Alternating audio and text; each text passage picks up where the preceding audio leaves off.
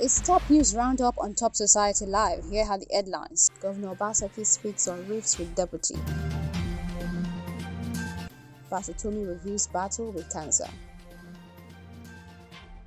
Ibi Niger's mercy, fraud knocked over steamy dance session. Now the news. Governor Godwin Obaseki of Edo State has explained why he fell out with the state's deputy governor Philip Shaibu. Sharing the reason for the fallout during a meeting with PDP members, Obaseki recalled how Shaibu refused to attend a meeting for the selection of commissioners but instead travelled to Abuja. Obaseki alleged that Shaibu is desperate to take over the affairs of the state ahead of the Edo governorship election in 2024. Obaseki, who described this as a coup, said he convened a meeting with PDP members at his private apartment after being told of Shaibu's alleged dealings. Let me go back to the main issue, what really happened and created this problem.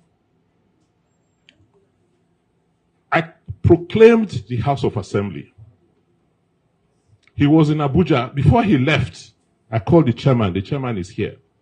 I said, look, I want nominations for commissioners. What we normally do, we will sit down, about 5 of us, looking at the list, local government and local government, what have been submitted. Ask the chairman. That morning, I called him for the meeting.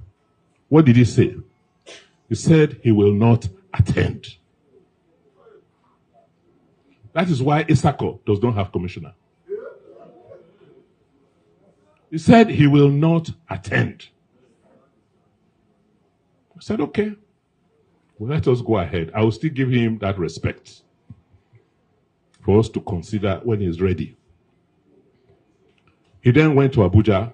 What struck me, and I've never said this to anybody, is that after I proclaimed the House of Assembly, we're now going to elect officers to the House of Assembly. He was in Abuja. He came back that day. I am the chief security officer of the state. I get any information I need. But I have that responsibility to keep quiet and use the information properly. My deputy called a leader in APC,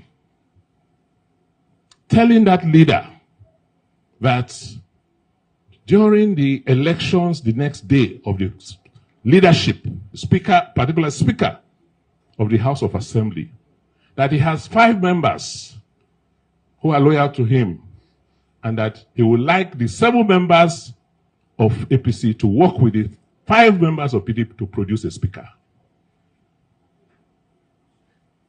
This information will still be corroborated by somebody else. At that point, I called the PDP members to my house just to familiarize with them. And as usual, he tried to barge in. I said, well, you cannot just come to my house. It's my private house. It's not even government house. You have to have the courtesy. But now it is my prerogative whether I want you to come in or not. After I heard what he had done, I said, you can't come into our meeting. We met, agreed. The next day, we went to the House of Assembly. He went there, and we did what we did. As far as I'm concerned, that was not working in our common interest. Why will the deputy governor seek to have another candidate, another speakership candidate, outside of what the governor wants? Are we working together? No. That is where I now knew that we had a problem.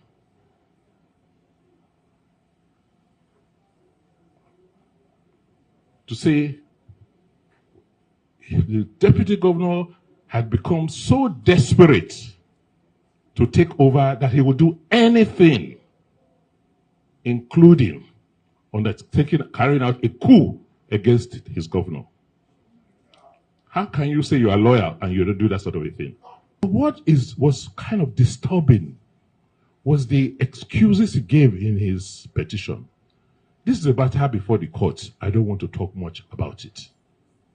How can somebody swear to an affidavit, right? A public officer, with information that is patently wrong and false, that we stopped him from coming into ESCO. Meanwhile, you attended that ESCO and you signed. In other news, the former Labour Party presidential aspirant Professor Pat Utomi has reviewed his battle with a much-dreaded cancer disease. Taking to Twitter on Friday, August 11, 2023, Pat Utomi revealed that a biopsy he conducted in the year 2022 showed that it was positive. He said that he thereafter started treatment with a cancer center.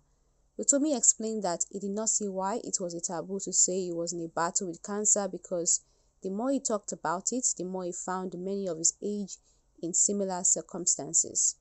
Finally on the news, fans have slammed BB Niger All-Stars housemates Fraud and Mercy AK for engaging in a steamy dance session during Thursday's night pool party. The two were seen engaging in sexual dance sessions and dance moves that have been called out on social media. Fraud came under massive criticism over his marital status and leaving a pregnant wife at home to compete in this season of the reality show. Mercy on her part was slammed for not respecting boundaries with the married Fraud. Thanks for joining our news broadcast. Tokoyemi Olugbemi reporting for Top Society Live. Thanks for watching. Remember to subscribe and turn on the notification bell. Show some love by sharing and liking our videos.